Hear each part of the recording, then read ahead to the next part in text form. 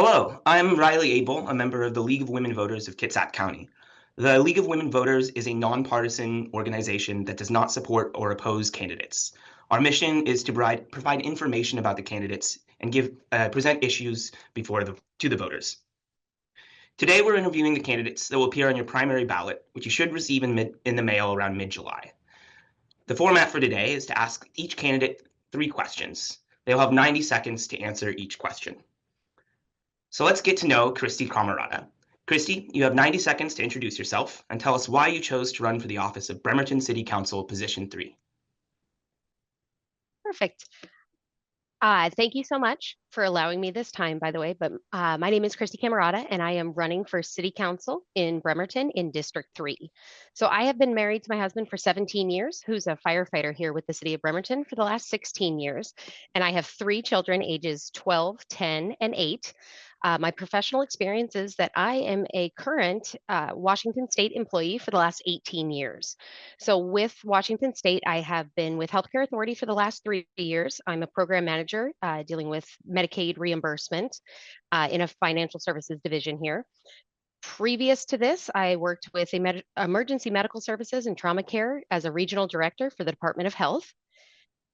Before that, labor and industries, I worked in their legal services division as a settlement negotiator. And my very first job with the state was as a support enforcement officer. And I did that for a few years and then actually moved into their administrative hearings department. I have co-led the regional EMS and trauma care technical advisory committee. I did that from 2017 to 2022. My educational background is that I have a bachelor's degree from California State University, San Marcos, and I am actually a certified paralegal. And I have been, my kind of fun claim to fame is that I set up and coordinated the Bremerton Fire Department Santa Run, as well as the Bremerton Mullet Mom. Thank you, Christy. Now, for our first question. If elected, what would be your top priorities as a city council member, and how would you implement them? So I think my first priority with City Council would actually be to establish a good relationship with City Council. That's one thing that I've seen on our current City Council in the workings with the heads of departments right now, the mayor, and even amongst themselves sometimes. So I've approached this with the thought that I am going to be successful in this. And if I am, I've taken this time to meet actually with the heads of all of the departments here in the city of Bremerton, meet with them, make sure that they can be my subject matter expert, make sure I understand what that department is. And given what I do for a living, I actually know how important these relationships can be. Because with me, I'm not actually running because I think I have all the answers here in Bremerton. I'm running because I know how to ask the right questions, do that hard work, and then keep it going when things get tough. And believe me, things are tough right now with my job with Healthcare Authority and in Medicaid reimbursement. I know that the city government is going to be different than the job that I do right now, but I do know that some of the skills are the same and very important. So it's working through those complex issues, building consensus together, and also staying focused on real measurable results. And that's something that I think that I bring to the table. Most importantly, my top priority is that I care deeply about the city of Bremerton. I absolutely love Bremerton and the people that live here, and I am so ready to serve the citizens of Bremerton. Thank you. On to question 2. How would you stimulate economic growth and employment diversity in the Bremerton area? So I think that Bremerton has so much potential, which we've heard over and over in different ways. I think to stimulate economic growth here, we need to make Bremerton easier to build in and invest in. And we've heard it time and time again that streamlining the permit process is probably the first step in that. And I know that the city has been taking steps to doing that, but I think that needs to be a large priority. In addition to that, I really believe in supporting mixed use development, kind of that where on the bottom level is something fun for everybody. The second level is somewhere to live or office buildings, as they go up. I think that brings not only jobs and housing, but it also provides community spaces together for everybody.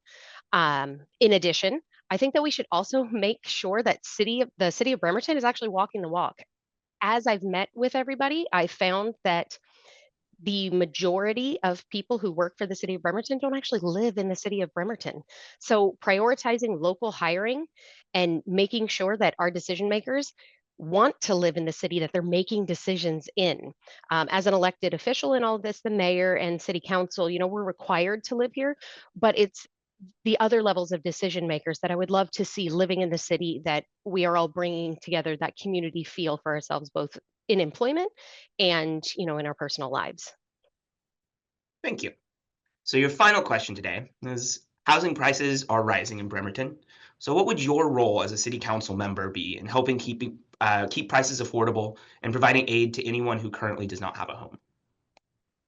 So I think part of the problem with this is defining, what we're looking at when we're looking at keeping prices affordable and providing aid to anybody. So there's multiple categories of housing that needs to be available to people, based on their needs and what we're looking for.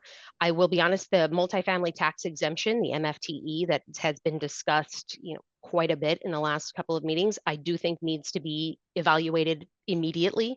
I believe that there needs to be more oversight done to that program. I don't think that that program is necessarily a bad program.